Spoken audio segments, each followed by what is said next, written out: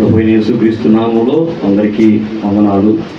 చెప్పాను కదా, గలతీయులకు రాసిన పత్రిక 5వ అధ్యాయము 1వ వచనం. ఈ స్వాతంత్ర్యము అనుగ్రహించి క్రీస్తు మనలను స్వతంత్రులుగా చేసి ఉన్నాడు.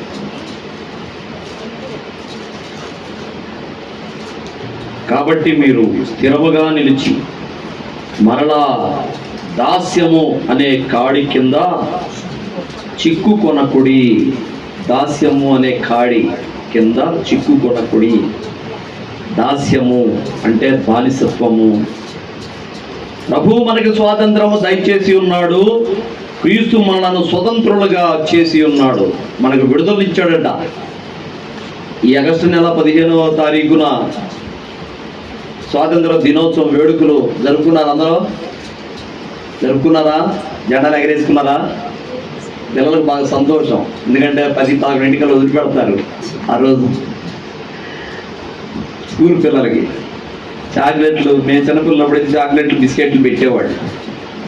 ఇప్పుడు లాలీపాప్ ఇచ్చి పంపించారు స్కూల్ పిల్లలకి. అయితే దేశమంతా పండగ చేసుకుంటుంది.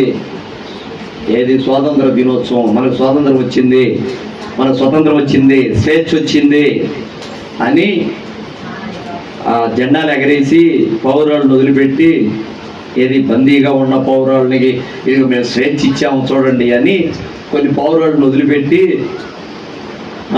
ఇది ఎలాగున మనకు కూడా స్వాతంత్రం వచ్చింది. దేని నుంచి? ఎక్కడి నుంచి స్వాతంత్రం అంటే బ్రిటిష్ వాళ్ళ దగ్గర నుండి.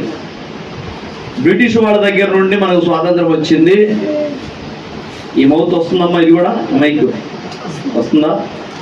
బ్రిటిష్ వాళ్ళ దగ్గర నుండి స్వాతంత్రం వచ్చింది. బ్రిటిష్ వాళ్ళ పేడ విరగడైపోయింది అని పండగ చేసుకుంటారు, స్వాతంత్రం వచ్చిందని. కానీ స్వాతంత్రం రాలా. నిజమైన స్వాతంత్రం ఏది అంటే, ఒకప్పుడు గాంధీ తాత చెప్పాడు, ఒక ఆడకూతురు అర్ధరాత్రి వేళ నడి వీధిలో నడుచుకుంటూ పోయి ఏదైనా ఒక చోటకి వెళ్ళి మరలా తిరిగి ఇంటికి క్షేమంగా రాగలిగినప్పుడు అప్పుడు నిజమైన స్వాతంత్రం వచ్చినట్టు మన దేశానికి అన్నాడు అంబేద్కర్. అంబేద్కర్ చెప్పాడట. మన దేశానికి స్వాతంత్రం ఎప్పుడు వచ్చింది అంటే 1947 ఆగస్టు 15 వచ్చిందని మనం అంటాం. నేనంటాను ఇంకా స్వాతంత్రం రాలా, ఇంకా మనం దాస్యంలోనే ఉన్నాం. ఒకప్పుడు బ్రిటిష్ వాళ్ళు పరిపాలన చేశారు, ఇప్పుడు మనువాదులు పరిపాలన చేస్తున్నారు. ఎస్సీలు, ఎస్టీలు, బీసీలు అని అగ్ర కులాలు, తక్కువ కులాలు అని విభజించి, ఎప్పుడో బ్రిటిష్ వాడు రాకమునిపే 200 సంవత్సరాలు వాడు పరిపాలన చేశారు ఇండియాని. వాళ్ళు రాకమునిపే ఈ కుల విభజన, మత విభజన చేసి వేరు పెట్టి తక్కువ కులాలను ఊరు బయట ఉంచి, ఎక్కడైనా ఏ ఊళ్ళోనే చూడండి ఎస్సీ ఎస్టీలు ఊరు బయట ఉంటారు. ఊరు బయట ఒక కాళ్ళు ఎత్తారు. అడిగి రే నేను మా మధ్యలో పనికి రాదు, మీరు పోయి అటు ఎడంగా ఉండండి అన్నట్టుగా ఎడంగా వేస్తారు. మొన్న రాజంపల్లి పెళ్ళికి పోయాం. రాజంపల్లి కుంచెపల్లి పోతే ఏందో రాజంపల్లి దాటాము, వెంటనే కుంచెపల్లి రావాలి కదా, ఇదే ఉన్నగురం అయిపోవాలి వచ్చింది అనుకున్నాం. సరే ఉన్నగురం అయిపోవాలని దాటిపోయి ఇంకో ఊరు ఏదో వచ్చింది. ఎందులో నాయన పంపదీజనం దాటి వచ్చామైంది మాటల్లో పడి అనుకుంటా. ఏమండి కుంచెపల్లి అక్కడ అన్నాం. కరెక్ట్గా అటువైపు ఒక రోడ్డు వచ్చింది, ఆ జంక్షన్ కాడ. అది ఊరంట. ఆయన కుంచెపల్లి ఇదిగో ఇటురా, ఇటు బారికి రా అంటున్నాడు. అటు ఆయన బండి వేసుకుని పోతా. అబ్బే మనోళ్ళు రోడ్డు మీద నేను ఇల్లు నేనే లోపలికి రమ్మంటాడు అనుకున్నా. ఎక్కడికి పోవాలన్నాడు. ఎస్సీ కాలనీకి పోవాలా? ఎస్సీ కాలనీకి అయితే ఇటే పో, బారికి పో అన్నాడు. నాకు తెలియదు, నేను ఇంత మునుపు ఆ కాలనీకి వెళ్ళాను. కానీ శాలేమన్నా ఇచ్చినప్పుడు పీటర్ అనే కుర్రోడు వచ్చాడు ఇక్కడ శాలేమన్నా స్థల ప్రతిష్ఠ జరిగే రోజున పీటర్ అనే కుర్రోడు వచ్చాడు, కుంచెపల్లి కుర్రోడు, పాస్టర్ సువార్థికుడు. అతను వచ్చి ఆ రోజు ఇక్కడ కొద్దిగా హల్చల్ చేశాడు. ఫోటోలు వీడియోలు తీసుకున్నాడు, సరిపోయాడు, అయిపోయింది. అతని కాడకి పోయాను నేను. తర్వాత వాడి ఇంటికి కూడా పోవాల్సి వచ్చింది, పోయి వచ్చాం. వెళ్ళినప్పుడు పోయింది మనం పోయి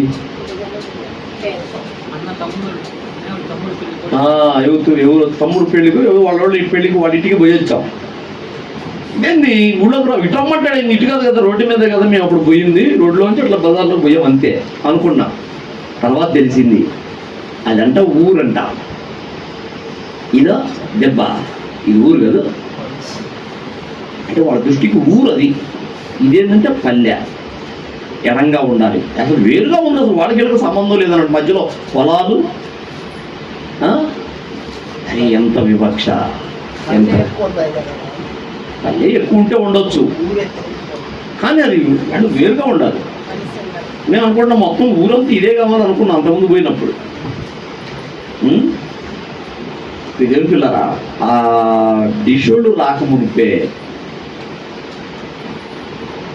భయంకరంగా కుల వివక్ష, అంటరానితనం. మొట్టమొదట బ్రహ్మ తల నుండి పుట్టినవాళ్ళు బ్రాహ్మణులు, భుజాల నుండి రొమ్ము నుండి వచ్చిన వాళ్ళు క్షత్రియులు, ఉదరము పొట్ట నుండి వచ్చిన వాళ్ళు వైశ్యాసులు, కింద కాళ్ళలో నుండి వచ్చిన వాళ్ళు శూద్రులు అన్నారు. ఈ మూడు జాతుల వాళ్ళు తప్ప కింద శూద్రులైన వాళ్ళు వాళ్ళే ఇక దళితులు, వాళ్ళే ఎస్సీలు, ఎస్టీలు, బీసీలు. ఎస్సీ, ఎస్టీ, బీసీలు ఇవాళ ఏదో బీసీలు ఏదో మేము ఇది అన్నట్టుగా ఫీల్ అవుతున్నారు, కానీ బ్రాహ్మణుల దృష్టికి వాళ్ళు అంతే, వాళ్ళు కూడా అనుకోరు. అంటరాని వాళ్ళే బీసీలు కూడా. మనకు తెలిసిన వాడు ఉన్నాడు, పనికి మాట్లాడు, ఎవరు, రాధా మనోహర్ దాస్ ఉన్నాడు. పిలవబడి పెట్టి తెగ తిరుగుతుంటాడు, క్రైస్తవులు ఏగుతుంటాడు, ఆడకి వెళ్ళిన క్రైస్తవుల మీద సెటైర్లు వేస్తుంటాడు, బర్రెలు అంటుంటాడు. ఆడకి బర్రె వెదవా. ఇప్పుడు వాడేదో బ్యాపనోళ్ళకి ఫీల్ అవుతాడు. చిన్నజీర స్వామి దగ్గరికి పోయాడు ఒకసారి. చిన్నజీర స్వామి దగ్గరికి పోతే ఆయన ఏదో ప్రార్థన చేసి ఆడొచ్చి కాళ్ళకాడ పడ్డాడు.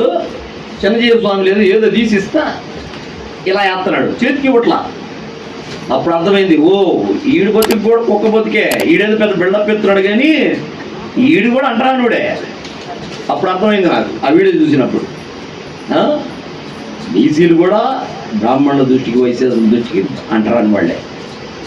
అంబేద్కరు బ్రిటిష్ వాళ్ళు రాకమునుపు, అంబేద్కరు రాజ్యాంగము రాయకమునుపు ఎట్లా ఉండేది అంటే తెలిసిన సంగతే. ఎస్సీలు, ఎస్టీలు, బీసీలైన వాళ్ళు, శూద్రులైన వాళ్ళు ఎవరు కూడా మెడకు ఒక ముంత, వెనక నడుముకి ఒక తాటాకు ఏలాడు కట్టుకొని పోతుండాల. తుమ్ము వచ్చినా ఉమ్ము వచ్చినా ఎక్కడ ఉయ్యకూడదు, ముంతలోనే ఊసుకోవాలా, ముంత ఏలాడు కట్టుకోవాలా.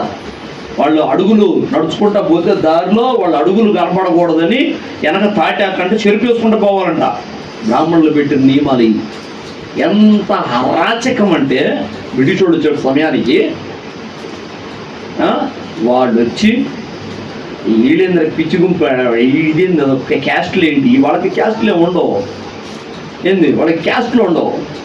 ఏంది వీళ్ళేంది క్యాస్ట్లు అన్నారు, తల నుంచి వచ్చాడు, భుజాల నుంచి వచ్చాడు, పొట్ట నుంచి వచ్చాడు, కాళ్ళ నుంచి వచ్చాడు అనుకుంటారు. అందరూ తల్లి గర్భంలో నుంచి వచ్చిన వాళ్ళు అయితే అని. ఆ బ్రిటిష్ వాడు ఏం చేశారంటే ఈడు తక్కువ వాడు, ఈడు ఎక్కువ వాడు అనే వివక్ష లేదు. వాడల్లా చూసేది డబ్బే, ఎవడు ధనికుడు ఎవడు పేదవాడు, మన పనికి వచ్చేవాడు ఎవడు అని చూసుకుంటాడు. పాపం పేదల్ని పనికి పెట్టుకుంటాడు, అంటరానోడు అని వాడు దూరంగా పెట్టడు. ఈడు ఓయప్ప బలిసినోడని వీడి దగ్గరికి తీయడు. వీడి దగ్గర డబ్బు ఉంటే ఏదైనా ఉపయోగపడతాడని చూస్తాడు. వాడు డబ్బు లేకపోతే పనికి ఉపయోగపడతాడేమో, పనికి పిలుచుకుందాం అనుకుంటాడు, అంతే. వాడి క్యాస్ట్ ఫీలింగ్లు ఉండవు. అందుకనే పాపం వాళ్ళ హయాంలో కొద్దిగా భారతదేశానికి దోచుకోవడానికి వచ్చినా, వ్యాపార నిమిత్తమై వచ్చినా, దోచుకున్నా వాళ్ళు చేసినంత పని స్వతంత్రం వచ్చిన తర్వాత 70 సంవత్సరాల్లో ఇంతటికి మనవాడు చేయలేకపోయారు. హైవేలు, రైల్వే ట్రాక్లు, పెద్ద పెద్ద డ్యాములు, పెద్ద పెద్ద హాస్పిటల్స్, అనాథాశ్రమాలు, కాలేజీలు, యూనివర్సిటీలు అన్నీ వాళ్ళు కట్టినయే. బ్రిటిష్ వాళ్ళ హయాంలో కట్టినయే ఇప్పుడున్న యూనివర్సిటీలన్నీ. ఎవరు ఇప్పుడు కట్టారా? స్వాతంత్రం వచ్చిన తర్వాత కట్టినవి అయ్యే. పెద్ద పెద్ద డ్యాములు, బ్రిడ్జిలు, రైల్వే ట్రాకులు, హైవేలు అన్నీ వాళ్ళు వేసిన రోడ్లు, వాళ్ళు వేసిన ట్రాకులు. పాపం పని చేశారు, భారతదేశంలో పని చేశారు, అట్లాగే దోచుకొని పోయారు. మంచి మంచి విలువైన వస్తువులు, కోకినూరు వజ్రము, నెమలి సింహాసనము, వెండి బంగారాలు కొల్లగొట్టుకుపోయారు. అయితే పాపం పేదలైన వాళ్ళు వీళ్ళు ఏదో పని చేయటం, కూలి తీసుకోవటం సరిపోయింది. కనీసం మన దేశంలో వాళ్ళైతే వాళ్ళని మరీ నీచంగా చూశారు బ్రిటిష్ వాళ్ళు రాకముందు. ఎప్పుడైతే బ్రిటిష్ వాళ్ళు వచ్చిన తర్వాత ఈ పేదలు, బడుగు వర్గాలైన వాళ్ళని వాళ్ళు పలకరిస్తూ, వాళ్ళని పనులకు పిలుస్తూ, పేదల్ని అంటరాని వాళ్ళని చూసినట్టు చూడకుండా కలిసిమెలిసి ఎప్పుడైతే ఉంటున్నారో ఈ అగ్ర కులస్తులైన వాళ్ళు, ఒరే ఈ బ్రిటిష్ వాళ్ళు వచ్చి తేడా లేకుండా వాళ్ళు మనం ఒకటే అన్నట్టు మాట్లాడుతున్నారు, అసలు ఈ బ్రిటిష్ వాళ్ళు ఉంటే మన ఆటలు సాగట్లేదు, వీళ్ళని ధర్మాలి, వీళ్ళని పంపించాలి ఈ దేశం నుంచి అని ఇక సత్యాగ్రహాలు, ధర్నాలు, ర్యాలీలు ఇవన్నీ చేశారు. దీంట్లో భాగంగా శాంతియుత పోరాటం గాంధీ చేశాడు, గాంధీ నెహ్రూ. సాయుధ పోరాటం ఏమో భగత్ సింగ్, అల్లూరి సీతారామరాజు, సుభాష్ చంద్రబోసు వీళ్ళు చేశారు సాయుధ పోరాటం. ఆయుధం ద్వారానే వచ్చింది పోరాటం అని. అయ్యా నువ్వు మీరు మమ్మల్ని కొట్టినా, తిట్టినా, చంపకేసి కొట్టినా, జైల్లో పెట్టినా, కొరడాలతో వీపులు బగలు కొట్టినా మేము మాత్రం తిరగబడము, మాకు మాత్రం స్వాతంత్రం ఇచ్చిపోవాల్సిందే. మీకు కొట్టి కొట్టి కొట్టి కొట్టి మా వీపులు పగిలిపోయేదాకా, అలిసిపోయేదాకా కొట్టి మీరు మాకు స్వాతంత్రం ఇచ్చిపోండి అంటే వాళ్ళు ఇచ్చిపోయేవాళ్ళ. కొడతామంటే కొట్టించుకోండి, తంతామంటే తండించుకోండి, జైల్లో వేస్తాము, చేయించుకోండి, ఇంకెందుకు పోతున్నాడు? పోయేదల్లా భయపడే. అల్లూరి సీతారామరాజు దెబ్బకి, భగత్ సింగ్ దెబ్బకి, సుభాష్ చంద్రబోస్ దెబ్బకి, వీళ్ళ దెబ్బకి భయపడి వాడు పోవటమే చాలా వాటి. ఎందుకంటే వీళ్ళు సాయుధ పోరాటం, నేతాజీ మిలిటరీలో ఉండేవాడు, ఆర్మీ నాయకుడు. ఏంది అల్లూరి సీతారామరాజు మన్యం నాయకుడు, బాణాలతోటి కొట్టేవాడు, ఎక్కడెక్కడ బాంబులు వేసి పోలీస్ స్టేషన్లు లేపటము. ఇంకా చాలామంది ఉన్నారు, ముస్లిమ్స్ ఉన్నారు పోరాటాల్లో, క్రిస్టియన్స్ ఉన్నారు, అందరూ ఉన్నారు ఏది స్వతంత్ర పోరాటంలో. కాకపోతే ఆయుధ పోరాటం చేసిన వాళ్ళేమో మాయమైపోయారు, ముందే చనిపోయారు.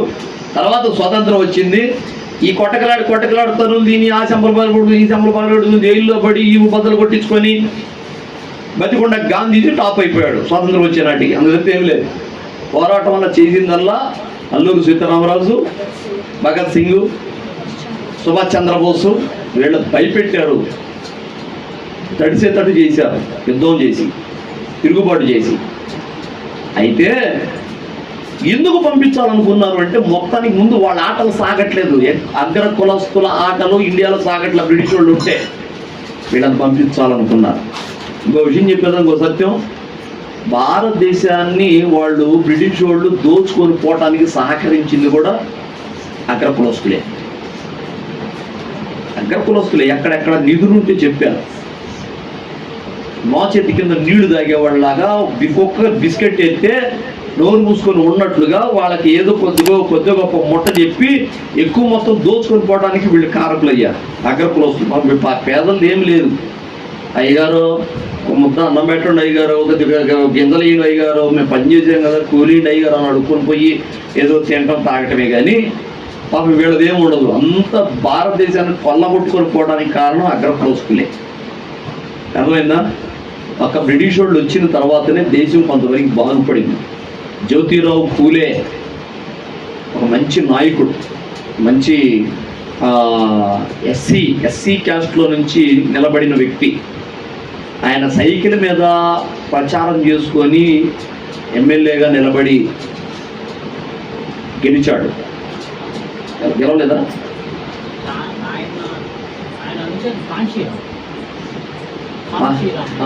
కాన్షీరామ్, జ్యోతిరావు పూలే అనుచరుడు కాన్షీరామ్. సైకిల్ తొక్కుతూ పేదవాడు, కార్లు ప్రచారాలకు మైకులు లేవు, సైకిళ్ళ మీద తిరుగుతూ, అయ్యా నాకు ఓటేయండి అయ్యా, నేను డబ్బులు ఇవ్వలేను, మీరు మాత్రం నన్ను నిలబెడితే నేను మీకు మంచి చేస్తా, డబ్బులు ఇవ్వలేను నేను అని అట్లా చెప్పి ప్రచారం చేసుకున్నవాడు. ఆ జ్యోతిరావు ఫూలే అన్నాడు, బ్రిటిష్ వాళ్ళు భారతదేశాన్ని వదిలిపెట్టిపోయింది, స్వాతంత్రం వచ్చింది అని అనుకుంటున్నారు కదా, ఇంకొక 200 సంవత్సరాలు బ్రిటిష్ వాళ్ళు పరిపాలన చేయటమే మంచిది ఇండియాకి అన్నాడు. ఇంకొక 200 సంవత్సరాలు ఇండియాకి బ్రిటిష్ వాళ్ళు పరిపాలన చేయటమే మంచిది, ఎందుకంటే ఈ మనువాదాన్ని నమ్ముతున్న ఈ కుక్కలో బ్రిటిష్ వాళ్ళు వదిలిపెట్టిపోయారంటే మళ్ళా మనువాద సిద్ధాంతాన్ని తేవాలని చూస్తారు అన్నాడు. అప్పుడే అన్నాడు, అదే నెరవేరుతుంది. ఏంది, అంబేద్కర్ చెప్పినట్లుగా ఒక ఆడకూతురు అర్ధరాత్రి పూట అలాగ బజారుకి వెళ్ళి ఒంటరిగా వెళ్ళి మరలా తిరిగి ఇంటికి రాగలిగితే అప్పుడు స్వాతంత్రం అన్నాడు. ఇందా పట్టపగులే ఆడదానికి భద్రత లేకుండా పోయింది. ప్రతి అరగంటకి ఒక మానభంగం జరుగుతుంది ఇండియాలో. అంటే ఒక రోజు మొత్తం మీద ఎక్కడ ఒక చోట 50 మానభంగాలు స్త్రీల మీద జరుగుతూనే ఉన్నాయి. మనుధర్మ శాస్త్రం ప్రకారం ఆడది అంటే నీచం, ఆడది అంటే అసలు పురుగు, ఆడది అంటే ఒక పశువు, ఆడది అంటే ఒక ఆట బొమ్మ, మనం సెక్స్కు వాడుకునే ఒక బొమ్మ అన్నట్టుగా చిత్రీకరించింది మనుధర్మం. పిల్లల్ని కంటానికి ఒక యంత్రం అన్నట్టుగానే చిత్రీకరించింది మనుధర్మం. అంబేద్కర్ పుణ్యమా అని, రాజ్యాంగం పుణ్యమా అని ఇవాళ కొద్దిగా మన వాళ్ళు చదువుకోగలుగుతున్నారు, బయటికి రాగలుగుతున్నారు, ఉద్యోగాలు చేయగలుగుతున్నారు. అంతా అంబేద్కర్ మహానుభావుని పుణ్యమే. ఆయన రాసిన రాజ్యాంగ నియమం ప్రకారమే ఇదంతా. అర్థమైందా? ఒక విధంగా చెప్పాలంటే అంబేద్కరు ఎందుకులే కడుపు తీసుకుంటే కాళ్ళ మీద పడిద్దని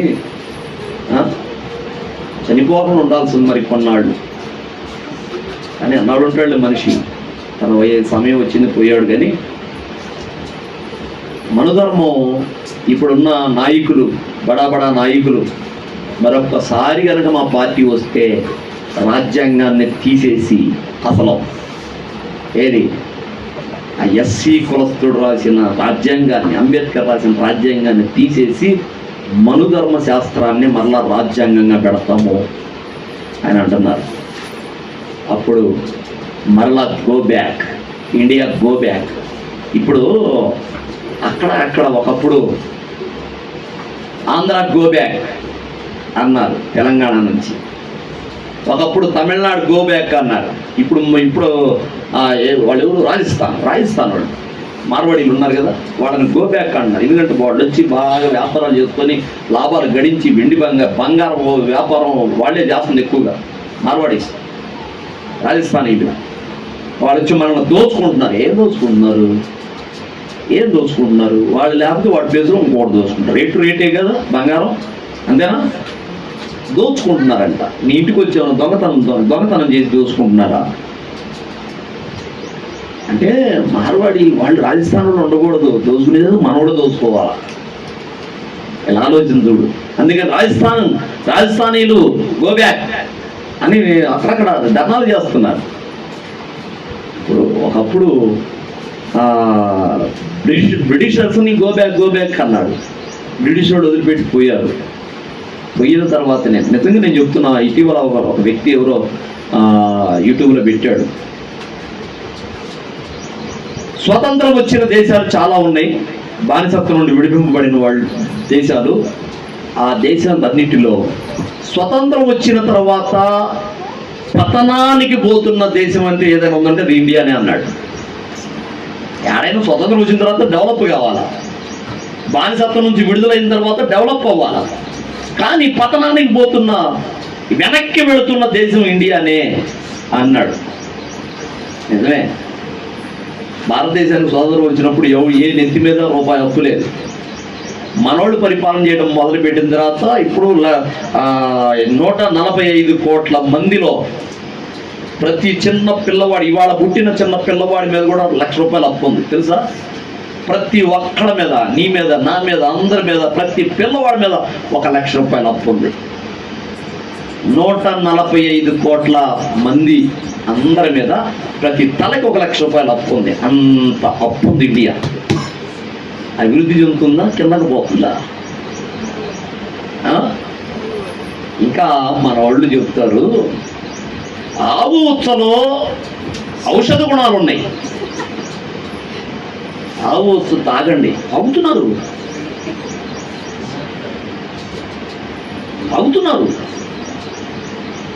ఆవు వెనకపోతున్నారు, వచ్చుపోతున్నారు, కొట్టుకుంటూ దాగి అనుకుంటున్నారు. తాగాల్సిన పాలేమో బొమ్మల మీద పోసి నేలపాలు చేస్తున్నారు. పశువులు పాలు తాగాలి. ఆ ఉత్సవ పేడ ఏదైనా ఉంటే ఎరువుకు వాడుకోవాలి పొలానికి.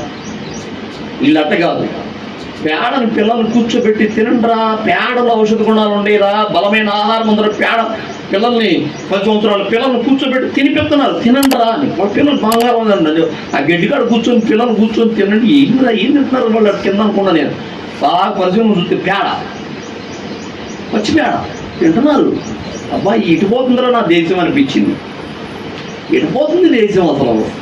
మళ్ళీ వెనకపోతుంది. అసలు బ్రిటిష్ వాళ్ళు రాకముందు ఎట్లా ఉందో అట్ట అయిపోతుంది. మరలా తాగాల్సిన పాలేమో బొమ్మల మీద, విగ్రహాల మీద పోసి నెయ్యి, పాలు తిని తాగాల్సినవి అయితే అయ్యేమో బొమ్మల మీద పోసి వృధా చేస్తున్నారు. అడబోయాల్సిన ఉత్సవ పేడేమో తాగి తింటున్నారు. ఏం నేర్పుతున్నారా ఈ మనుధర్మం? ఏం నేర్పుతుందరా మనుషులని? దేశాన్ని ఇటు తీసుకుపోతుందరా నాయన అనిపించింది. పోయిన సంవత్సరం స్వాతంత్ర పోరాటం, అదే దాన్ని ఏమంటారు, స్వాతంత్ర దినోత్సవం నాడు, ఇండిపెండెన్స్ డే రోజు పోయిన సంవత్సరం ఒక క్యాప్షన్ పెట్టాను నేను. అంత మునుపు హ్యాపీ ఇండిపెండెన్స్ డే అని పెట్టేవాడిని. నాకు కొంత అర్థమైన తర్వాత ఆ మాట అనలేకపోతున్నా. హ్యాపీ ఇండిపెండెన్స్, హ్యాపీ ఏడుంది సంతోషం, ఏడుంది అభివృద్ధి? పోయిన సంవత్సరం పెట్టా ఒకటే, ఎర్రకోట వేసాను, ఎర్రకోట మీద అది జెండా ఒకటి వేసాను, పైన ప్రభువా మా దేశాన్ని కాపాడవా అని పెట్టా. చాలా స్పందన వచ్చింది. యూట్యూబ్ వాడు, మళ్ళీ ఫేస్బుక్ వాడు, చిట్టుబాబు గారు మీరు పెట్టిన క్యాప్షన్కి చాలా స్పందన వచ్చింది, ఇలాంటివి మరలా పెట్టండి అని కూడా పంపించాడు. ఈ సంవత్సరం అయితే నాకు అసలు ఇంకా ఏం చేయాలని, ఏం పెట్టబుద్దిగా విపరీతమైపోతుంది. రోజుకి మత ఛాందస్సం పెరిగిపోతుంది. ఏడొచ్చింది స్వాతంత్రం? ఎవడు మతాన్ని వాడు స్వతంత్రంగా ప్రకటించుకునే హక్కు ఉంది రాజ్యాంగం ప్రకారం. కానీ బైబిల్ను నగలబెడుతున్నారు. సువార్త ప్రకటన చేస్తుంటే నడి బజార్లో సువార్త ప్రకటన చేసుకుంటున్నా, కొడుతున్నారు, తరుగుతున్నారు. అంతకుముందు ఇళ్ళకల్లి వస్తే మా ఇంటికల్లి ఎందుకు వచ్చావు, మా ఇంటికల్లి వచ్చావు కాబట్టే మేము అడుగుతున్నాం అన్నారు. సరే, ఇళ్ళకల్లి పోకుండా బస్ స్టాపుల్లో, రోడ్ల మీద ప్రచారాలు చేస్తుంటే కూడా ఇప్పుడు ఈ రోజున వ్యతిరేకిస్తున్నారు, కొడుతున్నారు, హింసిస్తున్నారు, చంపుతున్నారు, బైబిళ్ళు తగలబెడుతున్నారు, చర్చీలు తగలబెడుతున్నారు. మొన్న మోడీ ఆగస్టు 15 రోజున ఎర్రకోటలోకి వచ్చి అయ్యగారు మాట్లాడాడు. ఏం మాట్లాడతాడో అని చూసా. జ్యోతిరావు పూలే మాట్లాడినట్లుగా మరలా 200 సంవత్సరాలు బ్రిటిష్ వాళ్ళు వచ్చి పరిపాలన చేస్తే బాగుండని అన్నాడు జ్యోతిరావు పూలే అని అన్నాడు. ఏది వాడు వచ్చి ఇప్పుడు ఎన్ని 9 సంవత్సరాల వాడు వచ్చి, బీజేపీ వాడు వచ్చి 10 ఏళ్లలో 2018 దాకా ఈ ఇండియాలో జరిగిన అరాచకాల విషయమై మేము చింతిస్తున్నాము, మేము బాధపడుతున్నాము. రైతులకు మత్స్యకారులకు, మోడీ మాట్లాడిన మాటలు, రైతులకు మత్స్యకారులకు న్యాయం చేసేటట్లుగా మేము ఆలోచన చేస్తున్నాము అన్నారు. అంటే ఈ 10 సంవత్సరాల కాలంలో మేము న్యాయం చేయలేదు వాళ్ళకి అని ఒప్పుకున్నాడు ఎట్లా. ఏంది ఏమైనా కొద్దిగా ఆ 1500 ఊళ్ళని తగలబెట్టారు కదా మణిపూర్లో, దాని ప్రస్తావన ఏమైనా చేస్తాడేమో. ఆ మణిపూర్ని బట్టి మేము సారీ చెప్తున్నాను అంటాడేమో, దాని ప్రస్తావన చాలా. కర్ణాటకలో జరుగుతున్న ధర్మస్థలి గురించి 100 శవాలు బయటపడుతున్నాయి ధర్మస్థలిలో. దాని ప్రస్తావన లేదు అసలు. సువార్త చెప్పే సేవకుల్ని కొడుతున్నారు, హింసిస్తున్నారు. ప్రవీణ్ పగడాల ఏం చేశాడు? ఎవడు దాన్ని దోచుకున్నాడా? వాళ్ళ ఈ దేవతలను ఏమైనా దూషించాడు ఎప్పుడన్నా? ఎన్ని వీడియోలు చూశాను నేను, ఎప్పుడు దూషించినట్లేదు, ప్రశ్నించినందుకే. ఏంటిరా ఇది, ఇంత అన్యాయం ఏందిరా? సువార్తను ఎందుకు ప్రకటన మాకు స్వేచ్ఛ ఉంది, మాకు రాజ్యాంగం ఇచ్చిన హక్కు ఇది, మేము సువార్తను ప్రకటించుకుంటాం, మాకు ఆ స్వతంత్రం ఉంది అని ప్రశ్నించినందుకే ఆయన్ని లేపేశారు. ఏం జరుగుతుంది? ఎటు పోతుంది దేశం? ఎక్కడొచ్చింది స్వాతంత్రం? భారతదేశానికి స్వాతంత్రం వచ్చిన తర్వాత సంవత్సరానికి యెరూషలేముకి వచ్చింది. ఇస్రాయేల్ దేశానికి 1948లో కదా, 1947లో మనకు వచ్చింది, 48లో వాళ్ళకు వచ్చింది. వాళ్ళ దేశం ఎంత డెవలప్ అయిందో చూడు. కానీ మన దేశం ఇంకా అప్పుల్లో కూరుకుపోతుంది, వెనక్కి వెళ్ళిపోతుంది, ఆచారపరంగా వెనక్కి వెళ్ళిపోతుంది, ఇంకా బాగా మూఢనమ్మకాల్లో కూరుకుపోతుంది. ఏమైపోతుంది మన దేశం? ఓటేసే వాళ్ళకి జ్ఞానం ఉంటుందా? ఓట్లు వేసే వాళ్ళకి జ్ఞానం ఉంటుందా? అసలు ఇక్కడ రాజులు మనమే తెలుసా? రాజులే ప్రజలే రాజులు. తేడా రాజుల కింద మంత్రులు ఉంటారు. ప్రధానమంత్రి, ముఖ్యమంత్రి, హోంశాఖ మంత్రి, ఆర్థిక శాఖ మంత్రి, విద్యాశాఖ మంత్రి, వైద్య శాఖ మంత్రి. మంత్రులే కానీ రాజులు ఎవరు ఉండరు మన దేశంలో. రాజులు ఎవరు అంటే వాళ్ళని ఎన్నుకునే వాళ్ళే, వాళ్ళని సర్వెంట్లుగా పెట్టుకునే వాళ్ళే రాజులు. అంటే మనమే రాజులు, మనమే దరిద్రులను ఎన్నుకొని మనం నెత్తిని పెట్టుకుంటున్నాం. భారతదేశం ఇంకా వెనకపోవడానికి కారణం అవుతుంది. అదే అసలు ఎటుపోతుందో దేశం. అందుకే ఈ సంవత్సరం అసలు ఏ క్యాప్షన్ పెట్టలా ఇండిపెండెన్స్ డేకి. నాకు ఫస్ట్ నుంచి కూడా దేశభక్తి అంటే ఇష్టం, దేశం అంటే ఇష్టం, దేశభక్తి అంటే ఇష్టం. ఇది దొరికింది కదా, దాదాపుగా అందరూ ఒక రోజు పెట్టి వదిలేస్తారు. నేను దాదాపు 10 రోజులు నాకు పోవాలి. దీన్ని పేపర్ అయితే చినిగిపోవాలా, ఇదైతే తుప్పు పెట్టిపోవాలా, అటు పెట్టుకుంటే నాకు అట్లా ఇష్టం. నాకు కొద్దిగా చెప్పాలంటే దేశభక్తి ఎక్కువ. ఆర్మీకి పోవాలని యవనంలో కాలేజీ చదివేటప్పుడు ఆర్మీకి పోవాలని అనుకున్నా, కానీ హైట్ చాలక అసలు చేశాను, ట్రైనింగ్ కొట్టాను నేను. ఏది ఇంటర్లో ఉన్నప్పుడే ఆర్మీకి వెళ్ళాలి. నాకు చిన్నప్పటి నుంచి కూడా దేశభక్తి ఎక్కువ నాకు. కానీ హైట్ చాలు, 5'6" ఉండాలంట. నేను 5'4" పెరిగా. ఏం చేద్దాం, కుదరలా, ఆగిపోయా. లేకపోతే నేను ఆర్మీకి పోవాలి, అక్కడ సేవ చేయాలి, దేశాన్ని కాపాడాలి నా వంతుగా అనే ఒక లక్ష్యం. దేవుని పిల్లరా, నిజంగా ఇవాళ ఆర్మీ దేశం కోసం చుట్టూ ప్రహార కాసి మనల్ని కాపాడుతుందంటే నిజంగా వాళ్ళ కోసం ప్రార్థన చేయాలి. అందుకే తిమోతి పత్రిక 1వ అధ్యాయము 2వ వచనంలో అంటాడు, మనము మాన్యముగా బ్రతుకు నిమిత్తము, సుఖముగాను మాన్యముగాను బ్రతుకు నిమిత్తము మనుషులందరి కొరకును, రాజుల కొరకును, అధికారుల కొరకును ప్రార్థనలను, వ్యాచనలను, విజ్ఞాపనలను చెయ్యాలి. అందరి కోసం, ఆర్మీ వాళ్ళ కోసం చేయాలి. మన కుటుంబాలు ఉన్నట్టుగా వాళ్ళకే ఉండాలి. కుటుంబాలు, భార్య, పిల్లలు ఉన్నారు. ఏంది, మనమేమో ఎటు పోయినా సాయంత్రానికి ఇల్లు చేరుకుంటాం, భార్య పిల్లలను చూసుకుంటాం.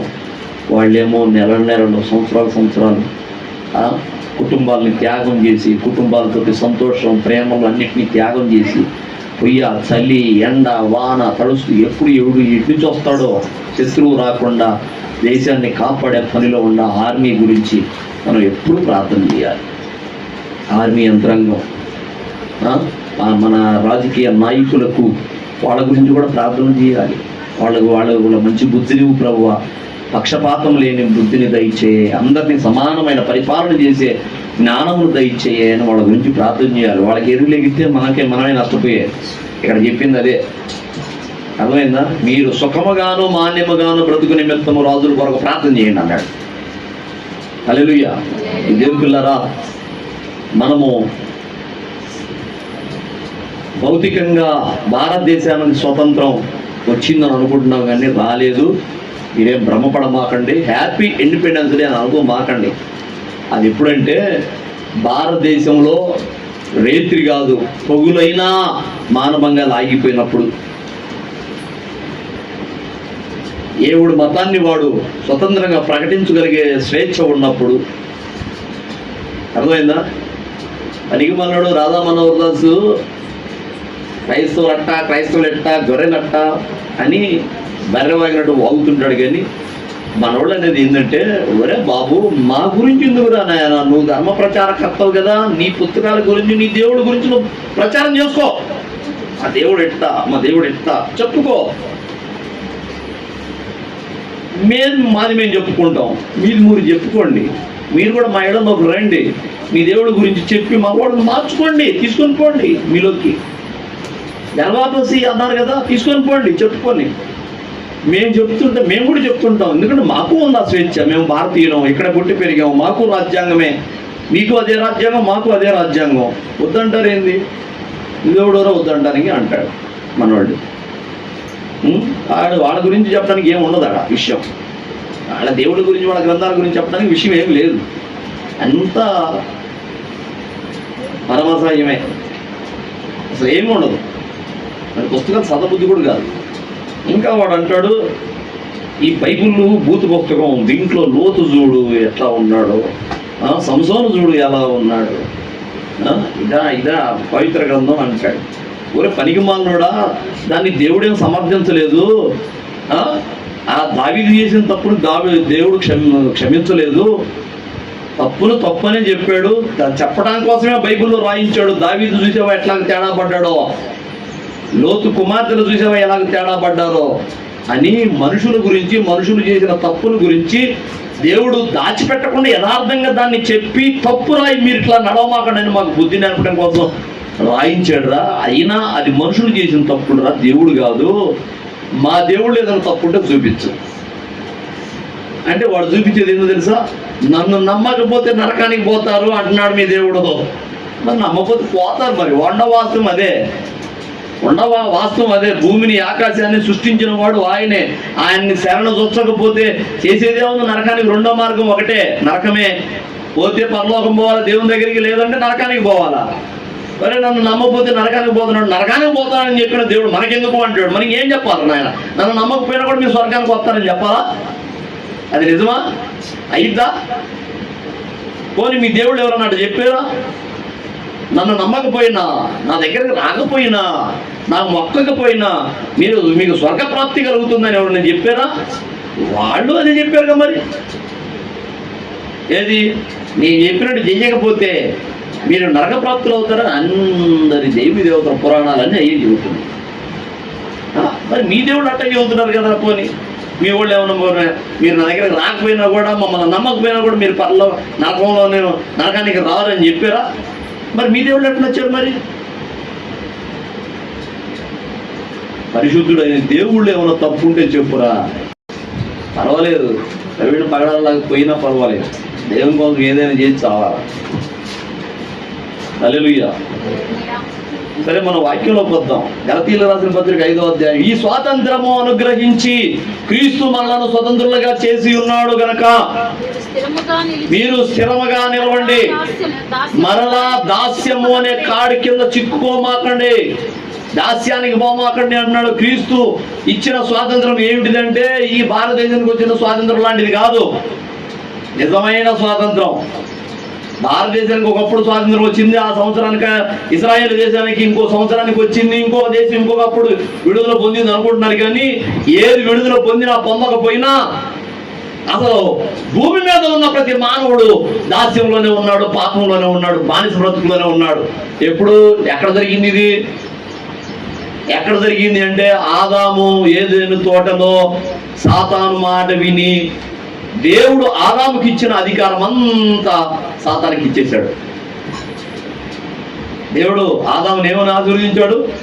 ఆదామా, మీరు ఫలించి అభివృద్ధి పొంది విస్తరించండి, భూమిని నిండించండి అన్నాడు. ఆ ఫలించక మునిపే, విస్తరించక మునిపే, అభివృద్ధి పొందక మునిపే దాన్ని ఏమంటారు, తీపి అంతా తీసేసి చేదు పెట్టేశాడు మానవుడిలో, పాపం పెట్టేశాడు వాడు. ఇప్పుడు అభివృద్ధి పొందింది కానీ అంతా చేదే అభివృద్ధి పొందింది. ఎప్పుడైతే దేవుడు చేయొద్దన్న పని చేయించాడో ఆదాము చేత, ఆదాము దగ్గర ఉన్న ఆ అధికారపు ఉంగరాన్ని వాడు లాగేసుకున్నాడు. అందుకే ప్రభు అంటాడు, ఇస్కరియోతు యోధ ముద్దు పెట్టడానికి వచ్చినప్పుడు అంటాడు, ఇదిగో ఈ లోకాధికారి వచ్చుచున్నాడు, వారితో నాకు ఏ సంబంధము లేదు, ఇక నేను విస్తరించి మాట్లాడను అన్నాడు ప్రభు. ఏది ఇస్కరియోతు యోధ వచ్చి ముద్దు పెట్టి అప్పగించి ఆ రోజున అన్నాడు. ఈ లోకాధికారి వచ్చుచున్నాడట. మనము లోక సువార్త 4వ అధ్యాయంలో చూస్తే 5వ వచనం నుండి అపవాది యేసుక్రీస్తుని ఇదిగో ఒక పర్వతం ఎక్కించి ఒక కొండ శిఖరములకు తీసుకువెళ్ళి ఒక్క నిమిషంలో ఈ రాజ్యములన్నిటి వాటి వైభవమును చూపించి, ఇదిగో ఇవన్నీ నావి అంటాడు. ఇవన్నీ నావి, ఇది నేను ఎవరికి ఇయ్యదగుదునో వానికి ఇస్తాను అంటాడు. చూడండి 4వ అధ్యాయము 5వ వచనం నుంచి చూడండి. అప్పుడు అపవాది ఆయనను తీసుకొని పోయి భూలోక రాజ్యములన్నిటిని ఒక్క నిమిషంలో ఆయనకు చూపించి, ఈ అధికారమంతయు ఈ రాజ్యముల మహిమయు నీకు ఇత్తును, అది నాకు అప్పగింపబడి ఉన్నది అన్నాడు. ఎప్పుడు అప్పగించారు? ప్రభు భూమి కదా దేవుడు చేసింది, దేవుడు భూమిని కదా చేసింది, సాతాను చేశాడా? దేవుడేగా చేసింది. మరి వాడికి ఎప్పుడు పోయిందంటే ఆదాము కాలంలోనే పోయింది. పాపం చేపించి లాక్కున్నాడు. పసిపిల్లవాడికి బిస్కెట్ ఇచ్చి ఉంగరం లాక్కున్నట్టుగా, బంగారు పొంగరం తీసుకున్నట్టుగా బిస్కెట్ ఇస్తే పసిపిల్లవాడు ఆ బిస్కెట్కి చాక్లెట్కి ఆశపడి చేతికున్న బంగారు విలువైన ఉంగరం ఇచ్చేసినట్లుగా ఆదాము సాతాను చేసిన మాయలో పడి అధికారాన్ని ఇచ్చేశాడు. అప్పుడు అయ్యాడు వాడు మొనగాడయ్యాడు. ఏంది? ఈ అధికారం అంతయు నా రాజ్యముల మహిమయు నీకు ఇత్తును, అది నాకు అప్పగింపబడి ఉన్నది, అది ఎవరికి నేను ఇయ్యగోరుదునో వానికి ఇత్తును, కాబట్టి నీవు నాకు మొక్కితివా, ఇదంతయు నీదగునని ఆయనతో చెప్పాను. ఈయనకి అక్కడ సంగతి మర్చిపోయి మనిషిగా పుట్టాడు కదా. ఎవరు? యేసుక్రీస్తు మనిషిగా పుట్టాడు కదా, నాకు మొక్కుతాడులే అనుకున్నాడు. ఈయనకి అన్ని స్పృహ ఉంది. ఎందుకంటే భూమిని పుట్టించిన వాడు, ఆ లూసిఫర్ని సాతాను పుట్టించిన వాడు కూడా ఈయనే. వాడు ఆ సంగతి మర్చిపోయాడు. ఆ సంగతి మర్చిపోయి నాకు మొక్క అంటున్నాడు. ఒరే పనికిమాలుడా, ఈ భూమి నీదయిందిరా నాకు తెలుసు, కానీ విశ్వ నిర్మాణకుడు నా తండ్రి అక్కడ ఉన్నాడు, సర్వాధికారి ఆయన ఉన్నాడు. నువ్వెంత ఆత్రాలు, ఒక భూమి మీద అధికారి నువ్వు. ఏంది? నేను మరలా నా తండ్రి దగ్గరకు పోతే నేను విశ్వ నిర్మాణకుడి, విశ్వ చక్రవర్తి కుమారుడు. నేను ఆప్రాలు భూమి కోసం, భూమి అంతా నువ్వు నాకు ఇస్తావు, నేను నీకు మొక్కేదా? నువ్వు ప్రభువుని తప్ప మరి ఏమన్నా చూడేమన్నాడు, నీ దేవుడైన ప్రభువునకు మొక్కి ఆయనను మాత్రం సేవింపవలను అని ఉన్నది, రాయబడి ఉన్నది కదా, నువ్వు మూసుకొని పో అన్నాడు. దేవునికి మాత్రం మొక్కాలా? నువ్వు దేవుడు అంటరా, మొక్కమంటున్నావు అన్నాడు. ఆయనకి అన్ని శృహలు ఉన్నాయి, అన్ని జ్ఞాపకం ఉన్నాయి. మానవ రూపంలో వచ్చినా నేను ఎక్కడి నుంచి వచ్చాను, నేను ఎట్లాంటి స్థితిలో నుండి నేను వచ్చాను, నేను మళ్ళా మా డాడీ చెప్పినట్టు అన్ని జరిగించి నేను పోవాలి అనే శృహ ఉంది ఆయనకి. మనకి అర్థం కాల.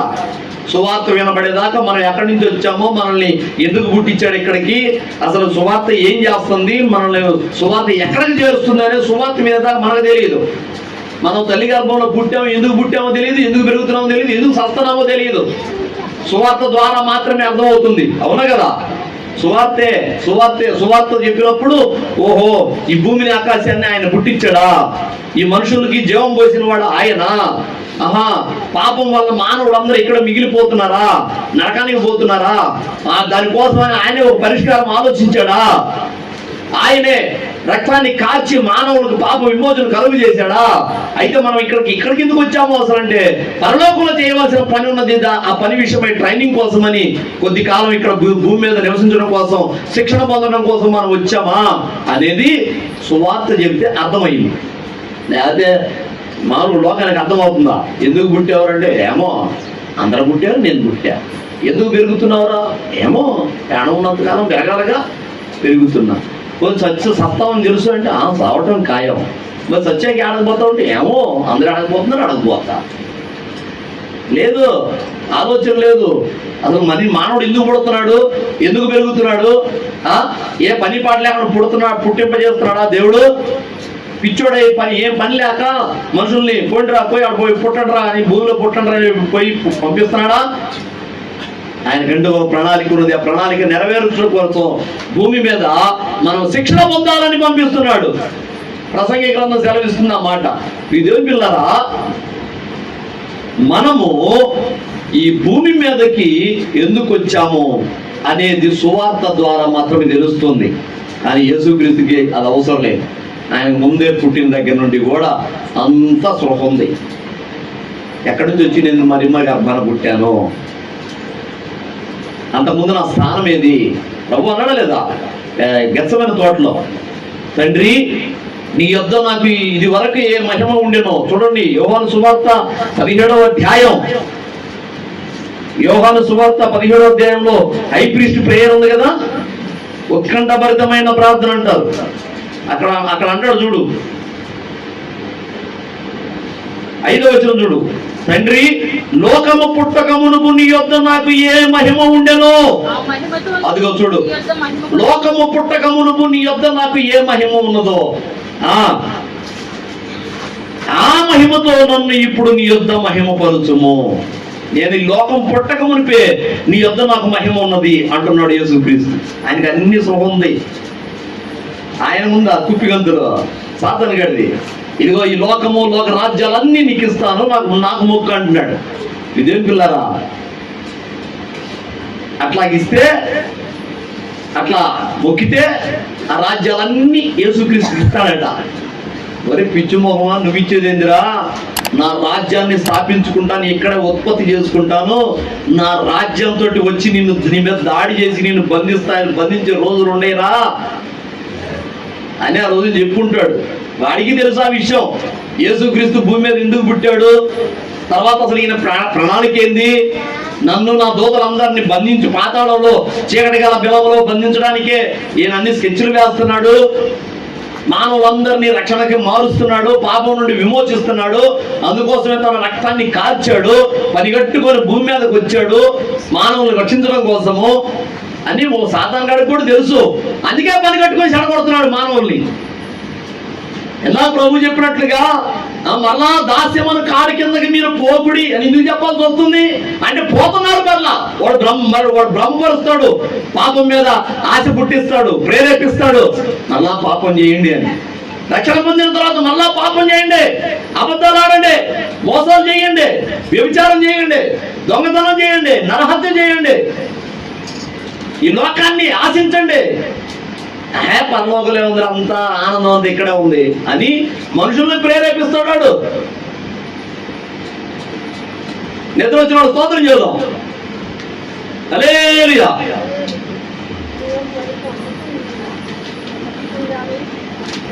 ఇదేం పిల్లరా, దాస్యమును కాడి కిందకి మరలా వెళ్ళొద్దు. ప్రభు యొక్క కోరిక అదే. స్వాతంత్రం ఇచ్చి ఉన్నాడు. రోమీయులకు రాసిన పత్రిక 8వ అధ్యాయము 20వ వచనం చదువు.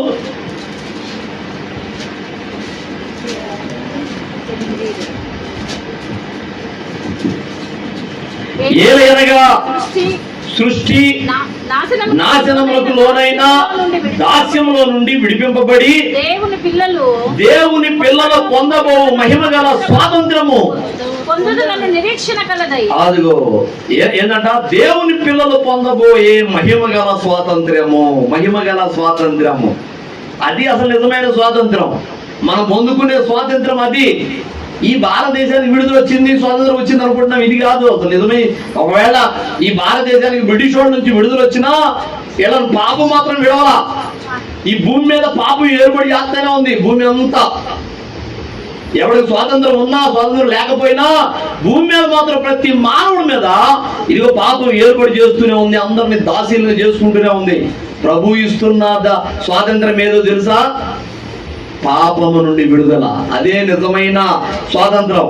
నిజమైన విడుదల అది.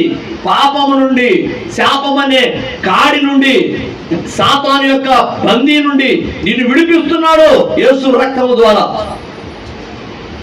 హల్లెలూయా.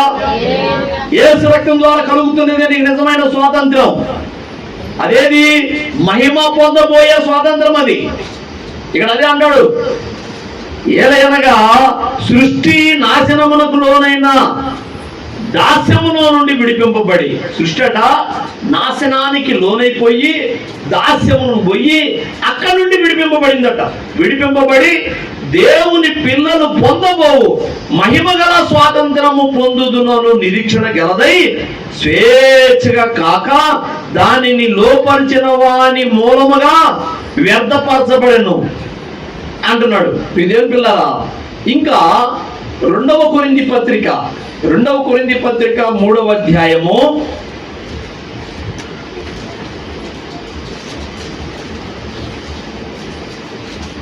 17వ వచనం చూడు. ప్రభువే ఆత్మ. ప్రభు యొక్క ఆత్మ ఎక్కడ ఉండునో అక్కడ స్వాతంత్రం ఉండును. దేవుని ఆత్మ ఎక్కడ ఉంటుందో అక్కడ స్వాతంత్రం ఉంటుంది. ఇదేం పిల్లరా? ఆదివారం దేవుని మందిరాల్లోకి పరిశుద్ధాత్మ దేవుడు వస్తున్నాడు. దేవుని ఆత్మ, పరిశుద్ధాత్మ అంటే దేవుని ఆత్మ, అవునా? వస్తున్నాడా? ఎక్కడికైతే పరిశుద్ధాత్మ దేవుడు దిగి వస్తాడో అక్కడ నిజమైన స్వాతంత్రం కలిగి ఉంటున్నారు పిల్లలు. నిజమైన స్వాతంత్రం అంటే నిజంగా స్వాతంత్రం పొందిన వాళ్ళు, పాపము నుండి, శాపము నుండి, సాతాను నుండి, చీకటి నుండి విడుదల పొందిన వారి మధ్యకి ఆయన వస్తాడు. అదవుతుందా? చూడండి ఏమంటాడు, ప్రభువే ఆత్మ, ప్రభు యొక్క ఆత్మ ఎక్కడ ఉండునో అక్కడ స్వాతంత్రం ఉండును. మనమందరమును ముసుగులేని ముఖముతో ప్రభు యొక్క మహిమను అద్దము వలె ప్రతిఫలింపజేయచ్చు, మహిమ నుండి అధిక మహిమ పొందొచ్చు. ప్రభువు ఆత్మ చేత ఆ పోలికగానే మార్చబడుచున్నాము. మనమందరము పరిశుద్ధ ఆత్మ ద్వారా స్వతంత్రులమవుతున్నాం. మనము స్వతంత్రము కాబట్టే పరిశుద్ధాత్మ దేవుడు మన మధ్యకు వస్తున్నాడు. హల్లెలూయా. ఆత్మ ఎక్కడుంటాడు? బందీ అంటే బానిసలుగా ఉన్న చోట ఉండడు ఆత్మ. విడుదల ఎక్కడుందో, ఎవరెవరైతే విడుదల పొందారో వారి మధ్యలో పరిశుద్ధాత్మ దేవుడు ఉంటాడు. హల్లెలూయా. దేవుని పిల్లరా, మనకి నిజమైన స్వాతంత్రం ఎక్కడ వచ్చింది? ఎట్లా వచ్చింది? బ్రిటిష్ వాడు పోతేనా? లేకపోతే జైల్లో నుంచి బయటకు వస్తేనా? లేకపోతే మనకి ఏదన్నా ₹1,00,000 కోటి రూపాయలు లాటరీ తగిలితేనా పోయేది? స్వాతంత్రం వచ్చేది ఎట్లా వచ్చిందా? ₹1 కోటి లాటరీ తగిలితే వచ్చిందా స్వతంత్రం? ఏదుండా, బ్రిటిష్ వాడు ఉండా, మనం బయట ఉండా, లోపలే ఉండా, జైల్లో ఉండా, బ్రిటిష్ వాడు వదిలిపెట్టిపోయినా భూమి మీద మాత్రం సాతాను గాడు బందీలోనే ప్రతి వాడు ఉంటున్నాడు.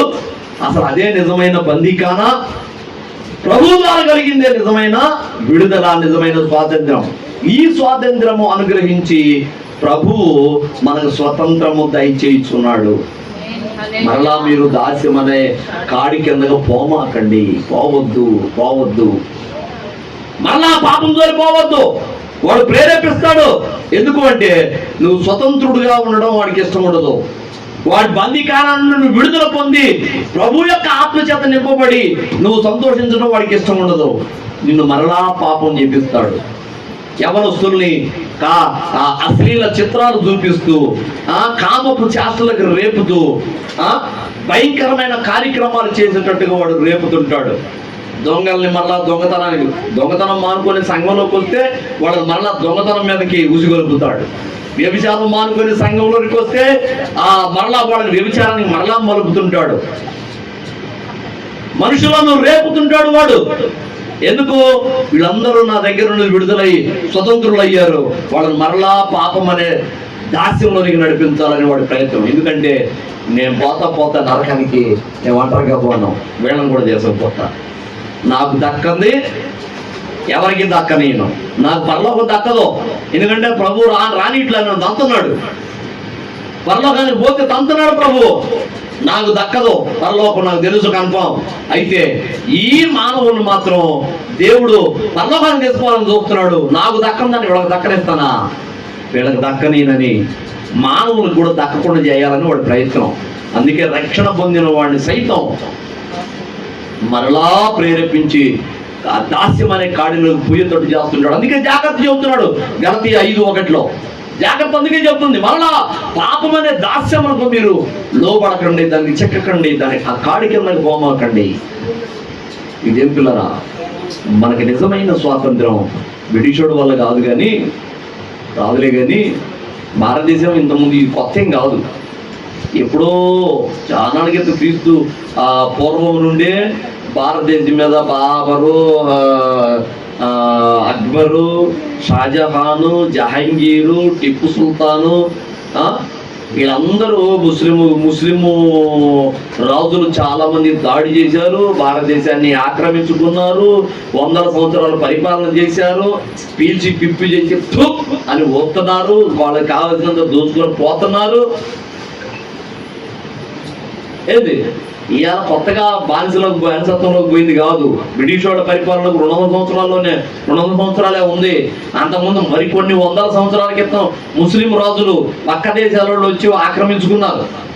బాబరు పరిపాలన చేయాలా, అక్బర్ పరిపాలన చేయాలా, షాజహాన్ తాజ్మహల్ కట్టించిన షాజహాన్ ముస్లిం వ్యక్తి కాదు.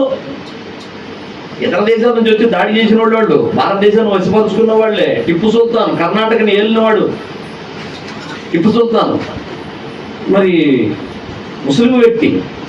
ఒక హిందువులే కాదు, ముస్లిం రాజులు కూడా చాలా మంది భారతదేశాన్ని వశపరుచుకున్నారు. బానిస బతుకులు బతకడం భారతదేశానికి కొత్త ఏం కాదు. ఇంకా బ్రిటిష్ వాళ్ళు వచ్చిన తర్వాతనే. అందుకే జ్యోతిరావు పూలే అంది, ఇంకొక 200 సంవత్సరాలు భారతదేశాన్ని బ్రిటిష్ వాళ్ళు పరిపాలన చేయాలి అన్నాడు. ఇంకొక 200 సంవత్సరాలు బ్రిటిష్ వాళ్ళు పరిపాలన చేస్తేనే నయ్యం మనకి, ఈ యదవ చేతి కింద పోయే బదులు వాళ్ళ చేతి కింద ఉంటమే నయ్యం అన్నాడు. అప్పుడే తెల్లవాడు దోచుకున్నారు, వాడేదో 30 పని చేసి పావులో దోచుకుని పోయాడు. ఇప్పుడు 10 పైసలు పని చేసి 90 పైసలు దోచుకుంటున్నారు వీళ్ళు. ఏం కోట్లు దేశం వెళ్ళిపోతుంది. కోట్లు, 1 కోటి కాదు, 2 కోట్లు కాదు, కోట్లే దేశం దాటి వెళ్ళిపోతుంది. డబ్బంతా, బంగారం అంతా స్విస్ బ్యాంకులో చాలా ఉంది. ఇండియా సొమ్ము స్విస్ బ్యాంకులో చాలా ఉంది. అంబానీ లాంటి వాడు, అదానీ లాంటి వాడు చాలా దోసేసుకున్నారు. అసలు బ్రిటిష్ కూడా ఏం దోచాడు, వాడు దోచినప్పుడు ఇండియా ఎవడి మీద రూపాయి అప్పు లేదు. ఇప్పుడు ప్రతి మనిషికి ఈ రోజు పుట్టిన పిల్లోడికి కూడా ₹1,00,000 అప్పు ఉంది. ఎంత దోచుకున్నారో చూడండి. అది అందుకే అన్నాడు జ్యోతిరావు పూలే, అబ్బే అసలు బ్రిటిష్ వాళ్ళు పోవాలని అంటున్నారు కానీ బ్రిటిష్ వాళ్ళు ఉంటేనే నయ్యం కొద్దిగా వీళ్ళు లాగుతీ. ఎంతో కొంత డెవలప్ అయింది బ్రిటిష్ వాళ్ళు ఉన్న కాలంలో. డెవలప్ అయింది ఇండియా. ఎందుకంటే రైల్వే రూట్లు, బ్రిడ్జీలు, యూనివర్సిటీలు, కాలేజీలు, హాస్పిటల్స్, పెద్ద హాస్పిటల్స్. హైదరాబాద్లో ఉన్న హాస్పిటల్స్ అన్ని, అపోలో కానీ, నీలోఫర్ కానీ, అన్ని హాస్పిటల్స్ అన్ని వాళ్ళు కట్టింది, బ్రిటిష్ వాళ్ళు కట్టించినాయే. బ్రిటిష్ వాళ్ళు వచ్చారు కానీ చాలా మంది పరిచయం చేశారు, మేలు చేశారు. రాజమండ్రి ప్రాంతంలో ఇప్పటికీ కూడా పెద్ద బొమ్మ ఉంటుంది, కాట ఉంది ధవళేశ్వరం దగ్గర. ఎందుకో పెద్ద డ్యాము కట్టాడు. ఇంకా ఆయన చరిత్ర బాగుంటుంది. బ్రిటిష్ వాడు సహకరించకపోతే, డ్యాము కట్టడానికి బ్రిటిష్ వాడు సహకరించకపోతే ఆయన దేశం పోయి ఏదో తెచ్చుకొని మరి డబ్బు తెచ్చుకొని, ఎందుకు మరి భారతదేశం ప్రజల మీద అంత ప్రేమ పుట్టింది. ఆయన సొమ్ము తీసుకొచ్చి దేనికో అర్జీ పెట్టుకొని, పర్మిషన్ కోసం అర్జీ పెట్టుకొని డ్యాము కట్టడానికి పూనుకున్నాడు. ఎంత శ్రమించాడో కాటన్ ద్వారా. ఇలా ప్రాంతం అంతా పచ్చగా ఉందంటే రాజమండ్రి, కాకినాడ, వైజాగ్ ఆ ప్రాంతం అంతా పచ్చగా కళకళలాడుతుందంటే కాటన్ ద్వారా పుణ్యమే.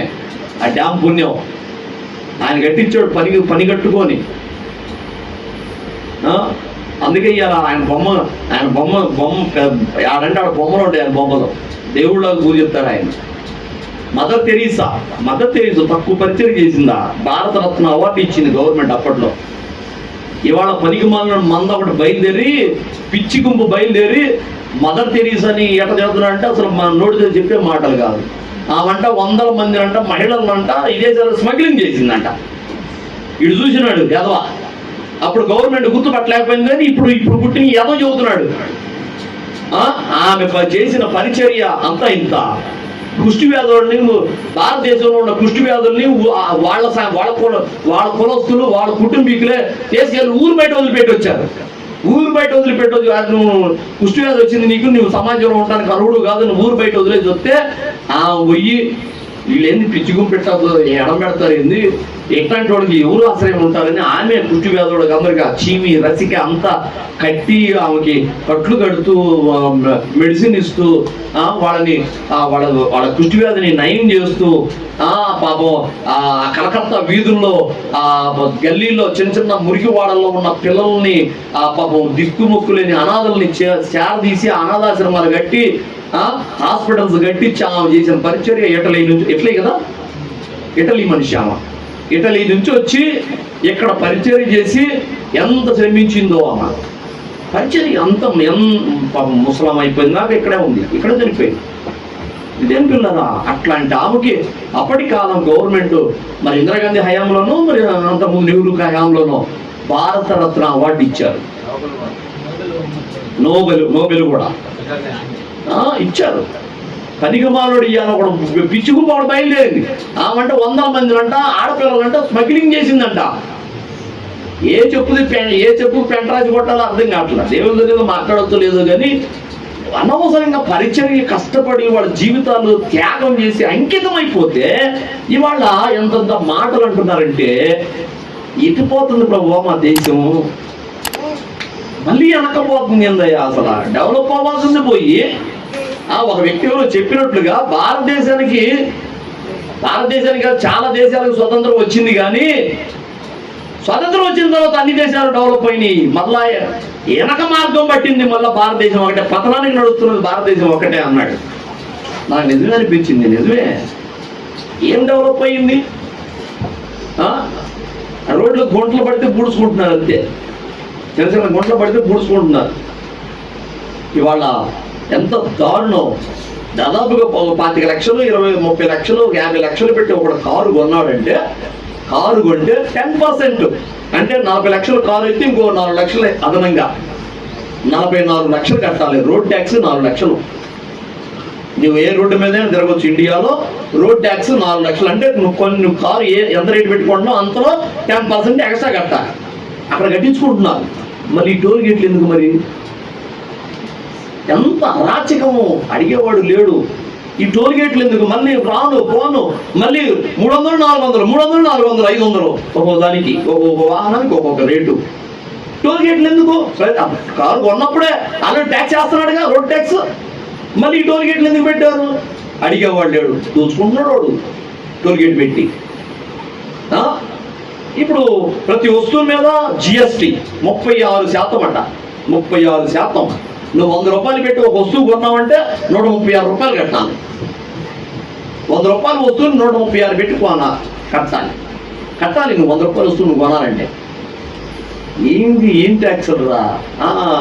దాని గురించి మొన్న శుక్రవారం మోడీ మాట్లాడిన మా ఎర్రకోటలో ఉండి స్వతంత్ర దినోత్సవం కదా, అయ్యగారు మాట్లాడుతుంటే విన్నా. అబ్బా అది GST గురించి మేము ఏదో అన్నాడు.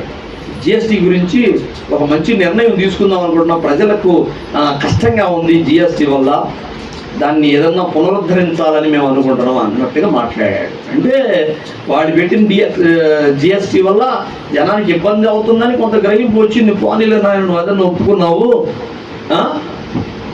అనుకున్నాం. ఆ మణిపూరి గురించి కానీ 1500 ఊళ్ళు తగలబెట్టాడు కదా, దాని గురించి కానీ ఇక్కడ ధర్మస్థలి కర్ణాటకలో ధర్మస్థలిలో 100 శవాలు 400 అంటున్నారు, 500 అంటున్నారు శవాలు బయటపడుతున్నాయి. ఏంద్ర నాయన మన ధర్మస్థలి అంటే మరి హిందూ ధర్మం అంతే. ఇప్పుడు దాంట్లో 5 అవుతుంటే శవం మరి ఆడపిల్లల శవాలు మానభంగాలు తీసి పూడ్చిపెట్టిన ఆ శవాలు ఇప్పుడు దొరకడం ఏంది? ఎన్నాడు అవుతుందో పూడ్చిపెట్టి ఇక ఒక్కొక్కడు వెలికి తెస్తుంటే నా కూతురేనయ్యా, నా కూతురయ్యా, దాంట్లో పోయిందయ్యా, బయటికి రాలేదయ్యా, నేను పోలీసులను ఆశ్రయించాను, కోర్టును ఆశ్రయించాను, నాకు న్యాయం జరగలేదని ఇలా తల్లులు ఏడుస్తున్నారు. దాని గురించి మాట్లాడట్లా. మరి అదే ఒక చర్చిలో ఒక్కడు జరగమను, ఒక అన్యాయమైన క్రియ, ఒక మర్డరు లేదా ఒక మానభంగం చర్చిలో ఏదైనా ఒకటి జరగమను, ఇక చూడు. ఆ ధర్మస్థలి మరి దాని ప్రస్తావన ఎందుకు ఎత్తట్లేదు నాకు అర్థం కాల. మరి 100 మంది 1000 మంది చనిపోయారు మణిపూర్ ప్రాంతంలో, దాని ప్రస్తావన లేదు. మోడీ నోట ఏంది ప్రభు, నాకు అది వింటున్నాను. కానీ ఈ ఛత్తీస్గఢ్ కానీ బీహార్లో కానీ జరుగుతున్న క్రైస్తవుల మీద దాడులు, అందుకు మొన్న రాజమండ్రి దగ్గర ఏ ఊర్లోదే బైబిళ్ళని తగలబెట్టారు. కాకినాడ రాజమండ్రి ప్రాంతంలో బైబిల్ తగలబెట్టారు. ఒక పల్లెటూరులో తగలబెడుతున్నారు. వీడియోకి ఎంత ధైర్యం, వీడియోలు కూడా తీసి తగలబెడుతున్నారు. ఎందుకంటే చట్టం రాజకీయ నాయకులు చట్టం అయిపోయింది, కోర్టులు నోరు మూసుకొని ఉంటున్నాయి, రాజకీయ నాయకులు తొత్తులు అయిపోయి న్యాయం లేదు. ఎక్కడా స్వాతంత్రం ఏడొచ్చింది భారతదేశానికి? వచ్చిందా కృపలో? స్వతంత్రం వచ్చిందా? ఏడొచ్చింది? వస్తే మన ఇళ్ళన్నీ ఆడ పక్కన ఎందుకుంటాయి, నడుగులో ఉండకపోయినా. ఇదేం పిల్లరా, భారతదేశం స్వతంత్రం వచ్చిందని మన సంతోషపడాలని అవసరం లేదు, దానికి రాదు. ఎప్పుడు చెప్పాడుగా ఆ అంబేద్కర్, ఒక ఆడబూతులు అర్ధరాత్రి వేళ అలాగ రోడ్డు మీద తిరిగి మరలా క్షేమంగా ఇంటికి వచ్చినప్పుడు నిజమైన స్వతంత్రం వచ్చింది మన భారతదేశానికి అన్నాడు.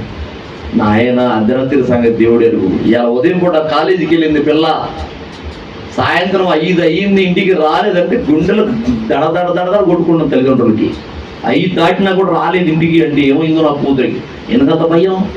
మన దేశంలోనేగా, పక్క దేశానికి పోలేదుగా, మన దేశంలోనేగా ఉంది. మన దేశంలో ఉందనే నాయన మా భయం అంటారు వాళ్ళు. మా భయం వల్ల మన దేశంలో ఉందనే. పక్క దేశాల్లో ఇంకో మిగతా దేశాలు ఇంత అరాచకం ఏడుంది. ఎప్పుడో ఏదో ఒకటి జరిగింది కాదంటున్నా, కానీ మన దేశంలో అట్లా ప్రతి అరగంటకు ఒక మానభంగం. ఒక రోజులో కనీసం ఇండియా మొత్తం చూస్తే 50 మానభంగాలు ఈజీగా జరుగుతున్నాయి. చిన్న పిల్లలు, పసిపిల్లలు, 3 సంవత్సరాలు, 5 సంవత్సరాలు, 7 సంవత్సరాలు, 7 సంవత్సరాల పిల్లని ఒక గుడిలో, ఒక గర్భగుడిలో దాచిపెట్టి 4 మానభంగం చేశారంటే 3 రోజుల పాటు. ఎంత దారుణం నాయన. ఇటు పోతుందరా దేశం, యాడ్రా డెవలప్ అవుతుంది, యాడ్రా స్వతంత్రం వచ్చింది.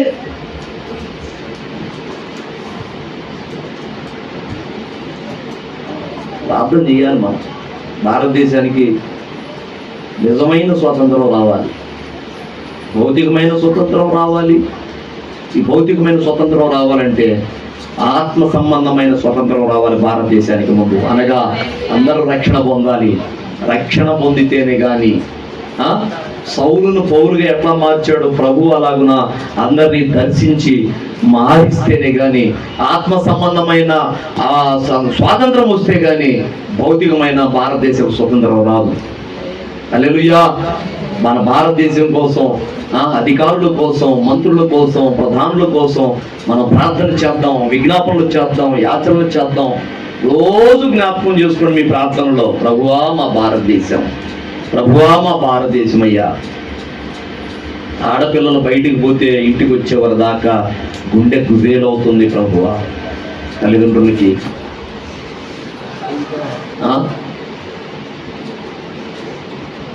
పొరపాటున ఒక 10,000 రూపాయలు జేబులు పెట్టుకుని ఒకటి ఇవిడన్నా మందు తాగి ఆడ పడ్డాడా, అవుట్.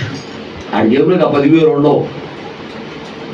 ఎంత వాడేదో పాపం తాగి పడ్డాడు మంచిగా, అరే బామర్ది ఏందిలా పడ్డావు అంటాడు. జేబులో డబ్బులు చొక్కేస్తున్నాడు. ఎంత దురాగతం, ఎంత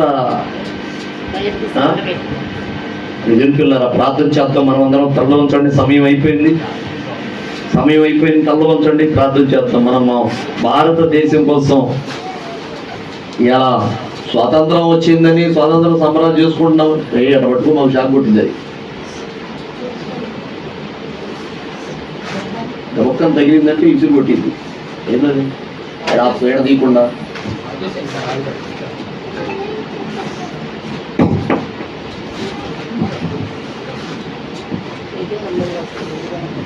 కళ్ళ ఉంచండి, ప్రార్థన చేద్దాం. ఇప్పుడే కాదు, ప్రతిరోజు కూడా మీ అనుదిన ప్రార్థనలో భారతదేశ క్షేమం కోసం ప్రార్థన చేయండి. కొంతమంది ప్రార్థనా వీరుల త్యాగ ఫలితమే ఈ మాత్రం క్రైస్తవత్వం ఉందంటే, భారతదేశంలో ఈ మాత్రం క్రైస్తవత్వం ఉందంటే ఎంతమంది త్యాగమైపోతేనో, ఎంతమంది వాళ్ళ జీవితాలు అర్పిస్తేనో. విలియం కేరీ కానీ, తోమా కానీ, గ్రాహం స్టెయిన్ కానీ, ఇట్లాంటి వాళ్ళు, మదర్ తెరీసా కానీ, ఇట్లాంటి వాళ్ళు ఎంతమంది వచ్చి భారతదేశంలో వాళ్ళు సేవలు చేసి సువార్త ప్రకటించి వాళ్ళ జీవితాలు సర్వస్వం కోల్పోతే కానీ ఈ క్రైస్తవత్వం రావట్లా. మనం ఈ రోజున రక్షింపబడి దేవుని మహాప్రభుని బట్టి రక్షణ పొందామని అనుకుంటున్నామంటే మనం రక్షణ పొందడానికి ఎంతమంది త్యాగం ఉందో, ఎంతమంది ప్రార్థన ఉందో, అర్థమైందా? ఎంతమంది ప్రార్థన ఉందో ఇవాళ మనం రక్షింపబడటానికి. శుక్రవారం మాత్రం మీరు రామాకండి, శుక్రవారం రామాకండి, ప్రార్థన విజ్ఞాపన జరుగుతున్నాయండి, మీరు రామాకండి. మీకు బాధ్యత లేదు, భారం లేదు. ఒకళ్ళు ఎవరో ప్రార్థన చేస్తే, ఎవరో భారభరితంగా త్యాగం చేస్తే, వాడు వచ్చి జీవితాన్ని కోల్పోతే, సర్వస్వం కోల్పోతే మనకు రక్షణ వచ్చింది. మరి మనకుండదు ఆ భారం. ప్రభువా, నేను కూడా ప్రార్థిస్తేనే కదా నాయన మరి కొంతమంది రక్షణ పొందేది. నేను ప్రార్థిస్తేనే కదా. చేయాల్సినవి 3 ఉన్నాయి. వాళ్ళ కోసం ప్రార్థన చెయ్యాలా, మనం ఏమి చెయ్యగలమో అవి చెయ్యాలా, ప్రేమ చూపాలా. అర్థమైందా? మనము వింటున్నారా నేను చెప్పేది? ముందు మనం ప్రార్థన చేయాలి భారతదేశం కోసం, క్షేమం కోసం, రక్షణ పొందే విషయం కోసం. అవసరమైతే మనము ఎంతో కొంత త్యాగం చేయాల. అనేక మంది ప్రార్థనా వీరుల త్యాగ ఫలమే రక్షణ మనకు వచ్చింది. తోమా ఇండియాకి రాకపోతే మనకు రక్షణ వచ్చేదా? విలియం కేరీ రాకపోతే ఈ రోజున మనం ఈ విధంగా మనం ఉండగలమా? ఇవాళ బ్యాంకు వ్యవస్థ కానీ, పెన్నును కనిపెట్టింది కానీ, ముద్రణ యంత్రం కనిపెట్టింది కానీ విలియం కేరీ. బ్యాంకు ఉంది, మన డబ్బు ఆ బ్యాంకులో దాచుకుంటామంటే సిస్టమ్ పెట్టింది విలియం కేరీ. ఇలా పెన్ను కనిపెట్టింది విలియం కేరీ, ముద్రణ యంత్రాంగం కనిపెట్టింది విలియం కేరీ. ఆ మహానుభావుడు వచ్చాడు సువార్థికుడుగా భారతదేశానికి. సర్వస్వం కోల్పోయాడు. భార్య పిచ్చిడైపోయింది. 10 ఏళ్ల కొడుకు చచ్చిపోయాడు. కనీసం భూ సంస్కారం చేయడానికి ఎవరు రాకపోతే తాటి మట్ట మీద పడుకోబెట్టుకొని తీసుకొని పోయాడు కొడుకుని భూస్థాపన చేసుకోవడానికి. ఎవరు సహకరించలా. అంత కట్టుదిట్టం చేశారు ఇక్కడున్న అగ్రకులాలు. చెబుతున్నారా? ఎంతో మంది వీరులు ఉన్నారు. ప్రార్థనా వీరుల త్యాగఫలమే మనం ఇలా రక్షణ పొందడానికి. ఈ గ్రాహం స్టెయిన్ లాంటి వాళ్ళ కుటుంబంతో సహా త్యాగం అయిపోతేనే మనకి సువార్త వచ్చింది. మనం మాత్రం ప్రార్థన చెయ్యం. మనకి లేదు భారం. ప్రభువా, నేను బ్రతికున్నాను, నేను ప్రార్థన చేయాలి. నేను నా ప్రార్థన పని ఏదో కొన్ని ఆత్మలైన నువ్వు రక్షిస్తావు. ప్రభువా, నేను ప్రార్థన చేయాలి, నేను త్యాగపూరితంగా నా ప్రేమను చూపాలి అని మనకు ఉండాలి. అది కొంతమంది కనీసం శుక్రవారం ప్రార్థనకి రావట్లేదు. అవకాశం ఉండి 10 రూపాయలు మర్చిపోయా, మీకు ఇప్పుడు బస్సులు ఫ్రీ అయిపోయినాయి, అప్పుడన్నా వచ్చి తగలబడండి. శుక్రవారం పూట రండి, ఫ్రీ బస్సులు, ఛార్జీలు పెట్టే పని లేదు. రండి, 10 రూపాయలు కూడా ఖర్చు కావు. రండి, వచ్చి మీరు కావాలంటే ఏదైనా పులిహారం ఇట్లాంటిది ఏదైనా ఏర్పాటు చేస్తాం. తినిపోదురుకొని, ఉపవాసం ఉండి ప్రార్థన చేసి తినిపోదురుకొని మీరు వస్తానంటే భోజనాలైనా ఏర్పాటు చేస్తాం. రండి, ఖాళీగా ఉండేవాళ్ళు రండి. ఉద్యోగాలు చేసేవాళ్ళు తప్పదు, ఏదో ఒక వృత్తి ధర్మంలో ఉండేవాళ్ళు తప్పదు, పనులకు పోతే తప్పదు, మనం అనలేము. ఖాళీగా ఉన్నప్పుడు రండి, ఫ్రీగా ఫ్రీ బస్సులు. మన నారా చంద్రబాబు నాయుడు గారు పుణ్యం అంట, నిన్న ఆగస్టు 15 నుంచి ఫ్రీ బస్సులు అయినాయి. బస్సులో తన్నుకుంటున్నారంట, కొద్దిగా జాగ్రత్తగా రండి. వచ్చేటప్పుడు జుట్లు కొట్టుకుంటున్నారంట. కొద్దిగా వచ్చేటప్పుడు జాగ్రత్తగా రండి. శుక్రవారం రండి, ప్రార్థనకి రండి. విజ్ఞాపనలు మీ అందరి గురించి, అనేక సమస్యల్లో ఉన్న సంఘ బిడ్డలందరి గురించి ప్రార్థన విజ్ఞాపన జరుగుతుంది. మీరు మాత్రం కొంతమంది ఎగ్గొడుతున్నారు నిర్దాక్షిణ్యంగా. ఇంగితం లేదు, భారం లేదు. నేను మరి రక్షణ పొంది నేనే ప్రార్థన చేయకపోతే మరి ఎట్లాగా? మరి మా తర్వాత తరంలో మరి కొన్ని ఆత్మలు రావాలి కదా. మాకంటే ముందు తరంలో కొంతమంది ప్రార్థనా ఫలమే కదా మేము. మరి మా ప్రార్థనా ఫలం మరి కొంతమంది రావాలి కదా. మేము ప్రార్థన చేయకుండా మేము మౌనం ఉంటే ఎట్లా?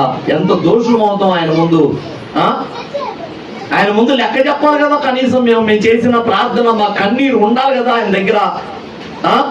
ఆ సమయం, మేము దేవుని సన్నిధిలో గడిపిన సమయము, దేవుని సన్నిధిలో చేసిన ప్రార్థన, మేము మా త్యాగపూరితమైన మా ఖర్చు, మా జీవితాల అర్పణ ఉండాలి కదా లెక్క ఆయన దగ్గర. అన్నీ ఉండాలిగా మనుషులకి. రండి ప్రార్థన చేద్దాం. స్తోత్రము తండ్రి, స్తోత్రము నాయన, పరిశుద్ధుడా నీకు వందనాలు, స్తోత్రాలు. సర్వాధికారి, సర్వలోక చక్రవర్తి, రాజులకు రాజా, ప్రభులకు ప్రభువా నీకు స్తోత్రాలయ్యా. అయ్యా ఇదిగో నాయన, ఈ స్వాతంత్రం వచ్చిన అయ్యా 78 సంవత్సరాలు అయిపోయిందని ఇదిగో నా తండ్రి మా భారతదేశ వాసులు అయ్యా సంబరాలు చేసుకుంటున్నారు. కానీ నిజమైన స్వాతంత్రం రాలేదనే ఇదిగో నా తండ్రి వాళ్ళు గ్రహించలేకపోయే స్థితిలో ఉన్నారు నాయన. అసలు దీనికంటే కూడా ఈ భారతదేశానికి స్వతంత్రం వచ్చిన అయ్యా ప్రతి మానవుని మీద ఉన్న నిజమైన పాపము, శాపం సంబంధించిన ఆ బానిసత్వం విడుదల పొందాలి నాయన. నిజమైన స్వాతంత్రం పొందవలసి ఉన్నది ప్రభువా. అయ్యా నీకు వందనాలు. ఇదిగో నా తండ్రి మా భారతదేశాన్ని దర్శించు, రక్షించు, మా భారతదేశాన్ని కాపాడయ్యా. అయ్యా ఇంకా వెనక్కి పోతుంది నాయన, పురాతన కాలానికి పోతుంది, మూఢాచారానికి పోతుంది ప్రభువా. వెనక్కి వెళుతుందయ్యా మా దేశం. స్వాతంత్రం వచ్చిన తర్వాత వెనక్కి నడుస్తుందయ్యా. అన్ని దేశాలు ముందుకు నడుస్తుంది అయ్యా. ఇదిగో నాయన అభివృద్ధి పొందుతుంది. మా భారతదేశం మాత్రం వెనక్కిపోతుందయ్యా. అయ్యా మా భారతదేశాన్ని ఎవరు కాపాడుతారయ్యా? నువ్వు జోక్యం చేసుకోకపోతే ఎవరు కాపాడుతారు ప్రభువా? అయ్యా సహాయం చేయ్యా. ఇదిగో ఈ భారతదేశాన్ని గురించి అయ్యా మా ప్రార్థన ఎప్పుడు ఉండాలి నాయనా. అయ్యా కృప దయచేయండి తండ్రి, మా భారతదేశాన్ని సంరక్షించు, దర్శించు, కాపాడు. ఇదిగో నాయన నిజమైన స్వాతంత్రం దయచేయండి ఆయన. క్రీస్తు యేసు కొరకు చేసే ఆ స్వాతంత్రము ఇదిగో నా తండ్రి, ఆత్మల రక్షణ విషయమై యేసు క్రీస్తు చేసిన త్యాగపూరితమైన త్యాగము, ఆ ప్రాణము, ఆయా ఇదిగో నాయన ఆ రక్త దానము, దానిలోనే ఉంది కదా నాయన రక్షణ అంతా. నిజమైన స్వాతంత్రం అంతా క్రీస్తు కలుగు చేసేది కదా నాయన. అయ్యా సహాయం చేయండి నాయన, నిన్ను అంగీకరించడానికి ఇదిగో నాయన నిజమైన స్వాతంత్రము పొందటానికి నా భారతదేశానికి కృపత ఇచ్చేయ్యా. మనోనేత్రాలు తిరుగు నాయన.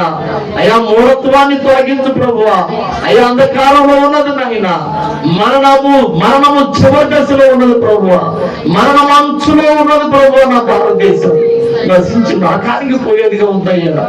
అయ్యా నా భారతదేశాన్ని కాపాడయ్యా. ప్రతి 100 మందిలో 96 మంది నరకానికే ఉన్నారు ప్రభు. ఒక నలుగురేనాయన రచింపబడిన వాళ్ళు. అయ్యా సహాయం చేయి ప్రభువా. అయ్యా అనుదినము మా ప్రార్థనలో మా భారతదేశాన్ని జ్ఞాపకం చేసుకోవాలయ్యా. ఈ ఒక్కరోజు స్వాతంత్ర దినోత్సవం నాడే కాదు, ఈ నెలలోనే కాదు ప్రభు, ప్రతి రోజు భారతదేశాన్ని జ్ఞాపకం చేసుకోవాలి. అయ్యా ఇది మరలా వెనక ముఖం పట్టింది నాయన, ఇదిగో తిరుగు ముఖం పట్టింది ప్రభువా. బ్రిటిష్ వాళ్ళ కాలమే నయం అనిపిస్తుంది ప్రభువా. వాడు దోచుకున్న దానికంటే మా దేశస్తులే ఇంకా ఎక్కువ దోచుకుంటున్నారయ్యా, ఎక్కువ దురాగతాలు చేస్తున్నారు ప్రభువా. జ్యోతిరావు పూలే చెప్పినట్లుగా ఇంకొక 200 సంవత్సరాలు మా భారతదేశాన్ని బ్రిటిష్ వాళ్ళే పరిపాలన చేస్తే బాగుండేదేమో నాయన. అయ్యా కనికరించయ్యా, మా భారతదేశం మీద ప్రభు చూపించయ్యా.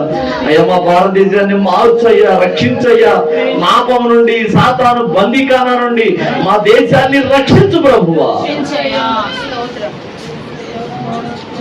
దీవించు మా తండ్రి మా భారతదేశాన్ని, రక్షించు మా తండ్రి మా ప్రేమ సమాజాన్ని.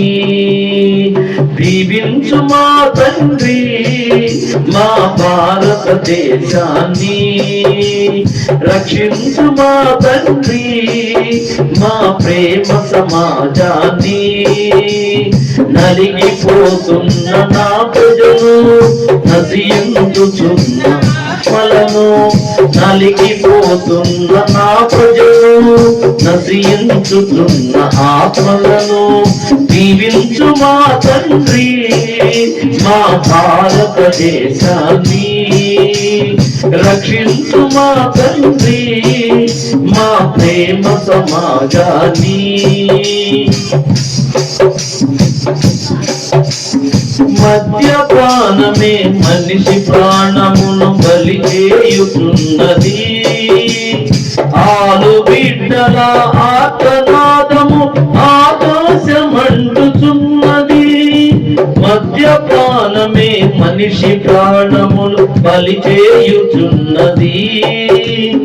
ఆలు బిడ్డల ఆర్తనాదము ఆకాశమంటుచున్నది. మాదక ద్రవ్యం యవన బ్రతుకులను శాసించుచున్నది. మాదక ద్రవ్యం యవన బ్రతుకులను శాసించుచున్నది. అంధకారమే అందరిపైన రాజ్యము చేయుచున్నది. అంధకారమును తొలగించి ఆత్మజ్యోతులను వెలిగించి, అంధకారమును తొలగించి ఆత్మజ్యోతులను వెలిగించి దీవించు మా తండ్రి మా భారతదేశాన్ని. రక్షించు మా తండ్రి మా ప్రేమ సమాజాన్ని. స్తోత్రము నాయన, స్తోత్రము ప్రభువా. అయ్యా మా దేశాన్ని నిజంగానే కాపాడయ్యా, రక్షించయ్యా. అయ్యా మేము సువార్త చెప్తుంటే, మంచి పని చేస్తుంటే దూషిస్తున్నారయ్యా. అయ్యా మంచిని ప్రకటిస్తుంటే ఇదిగో నాయన తిడుతున్నారయ్యా, అవమానపరుస్తున్నారయ్యా, దుర్భాషలాడుతున్నారు ప్రభువా. గ్రహింపు లేని స్థితిలో ఉన్నారు నాయన. అయ్యా ఇదిగో నాదండి మూఢజనమైపోయారయ్యా, మూర్ఖ జనమైపోయారు ప్రభువా. అయితే క్షమించయ్యా, నా భారతదేశాన్ని రక్షించు, సంరక్షించు, దర్శించు వాళ్ళందరినీ ప్రభువా. ఈ సాతాను బంధకాల నుండి, సాతాను సంఖ్యల నుండి, దాస్యం అనే కాడి నుండి వాళ్ళని విడిపించు నాయన. నీ కృపలో జ్ఞాపకం చేసుకో నాయన. నీ రాకమునుపు నా భారతదేశంలో పెనుమార్పు రావాలి నాయన. అయ్యా నీకు వందనాలు, స్తోత్రాలయ్యా. ఇదిగో నాయన, అయ్యా ఇదిగో నాయన బిల్లీ గ్రాహము హయాంలో ఎలాగైతే ప్రభువా గొప్ప ఉద్యమం వచ్చిందో, అయ్యా అగస్టిన్ విషయంలో అయ్యా ఎలాగైతే గొప్ప ఉద్యమం వచ్చిందో, అయ్యా అలాగున మా రోజుల్లో కూడా అయ్యా మా భారతదేశంలో గొప్ప ఉద్యమం రావాలి ప్రభువా. అయ్యా గొప్ప చైతన్యం రావాలి నాయన. అయ్యా సంగమం ఉండాలి ప్రభువా. అందుకోసం అయ్యా సంగము, అందుకోసం వెలుగిచ్చే విషయంలో సంగమే మండాలి, కొవ్వొత్తుల కరిగిపోవాలి ప్రభువా. అప్పుడే కదా నాయన సంఘమే వెలుగు చూపకపోతే, సంఘమే మండకపోతే, సంఘమే ప్రార్థన చేయకపోతే నా దేశానికి రక్షణ ఎలా అవుతుందయ్యా? కృప ఇచ్చే నాయన. నీకు వందనాలు, స్తోత్రాలు. చెప్పబడిన మాటల్ని బిడ్డ హృదయాల్లో ముద్ర వేయ్యా. అయ్యా ఇదిగో నాయన చిరిగిపోని ముద్ర వేయి అయ్యా. అది ఎన్నడూ మర్చిపోకుండా నిత్యము అనుదిన ప్రార్థనలో అయ్యా ఇదిగో మా భారతదేశం గురించి రాజులైన ఇదిగో నాయన రాజులైన వారు, మంత్రులైన వారు, అధికారులైన వారి కోసం ఇదిగో నాయన దేశపు సరిహద్దుల్లో పహారా కాస్తున్న సైన్యం కోసం కూడా మేము ప్రార్థన చేయాలయ్యా. సహాయం చేయాలయ్యా. పోలీసు యంత్రాంగం కోసం, కోర్టు వ్యవస్థ కోసం, ఇదిగో గవర్నమెంట్ ఉద్యోగస్తుల ఇదిగో అధిక ఆఫీసుల కోసం ప్రభు, వాళ్ళ మార్పు కోసం ఇదిగో నాయన ఇదిగో నవ సమాజ నిర్మాణం కొరకు, సమ సమాజ నిర్మాణం కొరకు ఇదిగో నాయన అంబేద్కర్ కళ ఇదిగో మా దేశంలో నిజమవ్వాలయ్యా. అయ్యా కృప ఇచ్చేయ్యా. నీకు వందనాలు, స్తోత్రాలు. కుల వ్యవస్థ, మత వ్యవస్థ ఇదిగో నాయన ప్రాంతీయ వ్యవస్థ మొత్తం అంతా సమూల నాశనమైపోవాలి ప్రభువా. అయ్యా కులాలు మనుషులు ఏర్పరచుకున్నాయి నాయన. అయ్యా మతాలు మనుషులు ఏర్పరచుకుని ప్రభువా.